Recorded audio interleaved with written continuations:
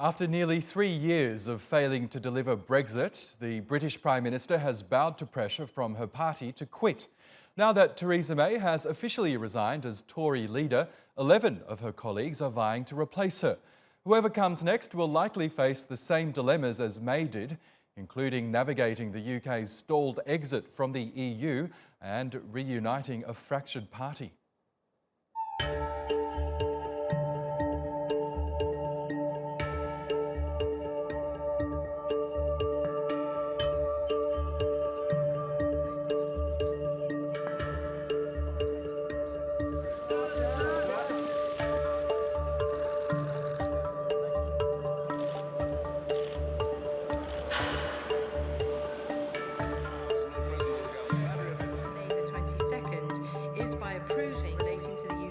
From the EU.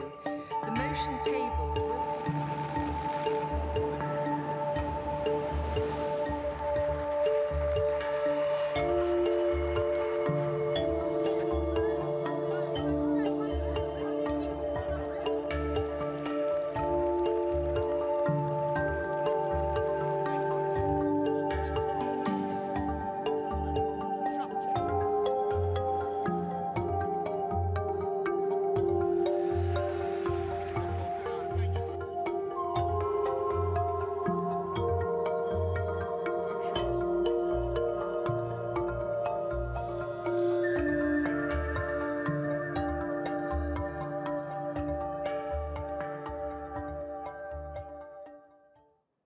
Well, for more on Theresa May's exit, Chris Roebuck joins us now. He's an economist and leadership expert in London.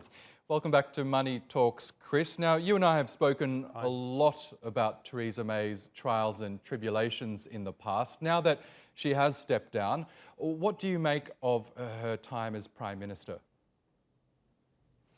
I think it's interesting. I would sum it up in two sentences. One, as you said at the beginning of the piece, she was the leader of the Conservative Party and never really at any point stepped up to become the leader of the country. So it was a triumph of politics over statesmanship. Secondly, it was the fact that she didn't recognise after the failure of the first, if not the second time her plan was put to Parliament, that her continued actions to push it through were flying in the face of simple reality.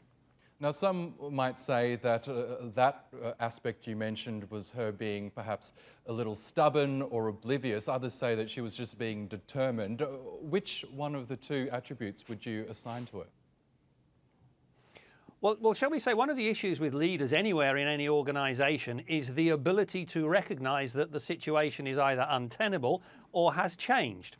Now, in most organisations, if somebody who reports to you does something and it doesn't work, and they come to you and say it didn't work, the question is, well, what are you going to do about it? Now, trying a second time might be acceptable.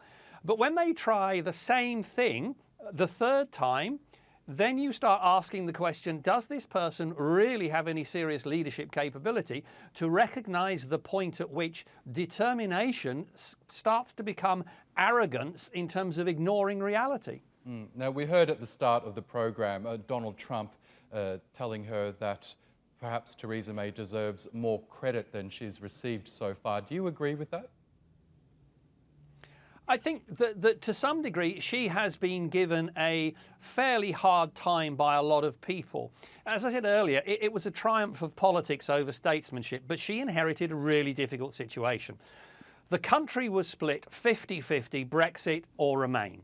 The Parliament was effectively predominantly Remain, but her party was predominantly Brexit, if not hard Brexit. So at the beginning, she had a choice that was either to do what her party wanted or to do what perhaps the rest of Parliament wanted.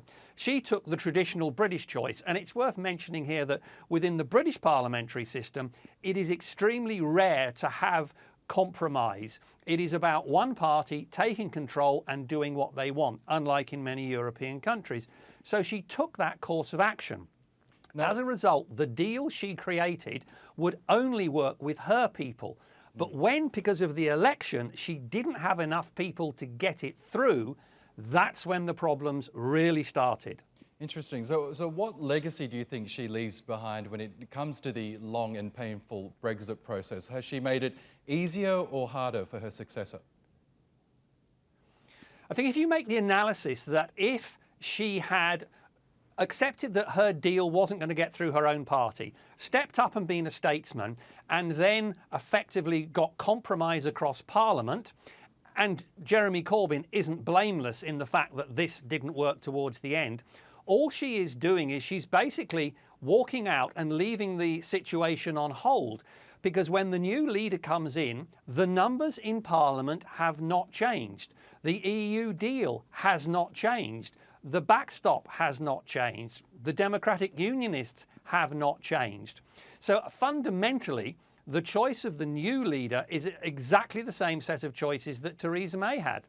Okay, so let's talk about her successor now. No less than 11 Tory party members are vying for the top job. Who do you think will win in the end, and how will they deliver Brexit? The fundamental challenge here is that the leader of the Conservative Party is being chosen by the Conservative Party. And therefore it will be reflective not of the population of the United Kingdom, but of effectively just over 100,000 members of the Conservative Party. As I said earlier, the Conservative Party itself, represented by its MPs, perhaps the party itself is more pro-Brexit than the MPs are. So inevitably the choice is probably going to be maybe somebody like Boris Johnson, or somebody who is more hardline Brexit than Theresa May. That then leaves you with a fundamental problem in that they are leading a party that cannot get things through Parliament. They will be more hardline Brexit, but the remainder of Parliament remains more in line with a soft Brexit. And in the final analysis, my guess is there is going to have to be compromise, because the EU is not going to move. No, that's right. This compromise that eluded Theresa May over the last 3 years. We'll see if that changes. Chris Roebuck in Indeed. London, it's always a pleasure. Thank you.